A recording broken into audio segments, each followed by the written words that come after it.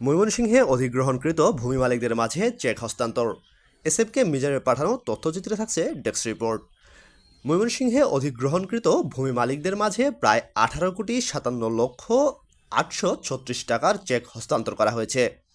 সোমবার বিকেলে জেলা প্রশাসন হলরুমে জেলা প্রশাসক মুফিদুল আলমের সভাপতিত্বে ভূমি অধিগ্রহণ কর্মকর্তা সুমা খাতুন চেক হস্তান্তর করেন। এ সময় উপস্থিত ছিলেন লুৎফুন নাহার উপপরিচালক, স্থানীয় সরকার অতিরিক্ত জেলা প্রশাসক ময়মনসিংহ, মোহাম্মদ আসাদুজ্জামান অতিরিক্ত জেলা প্রশাসক, উন্নয়ন ও মানব সম্পদ ব্যবস্থাপনা সহ ভূমি অধিগ্রহণ শাখার কর্মকর্তাবৃন্দ।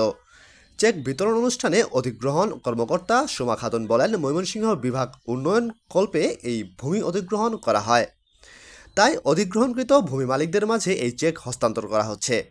আজকে 106 জন অধিগ্রহণকৃত ভূমি মালিকদের মাঝে 18,57,836 টাকার চেক হস্তান্তর করা হয়েছে।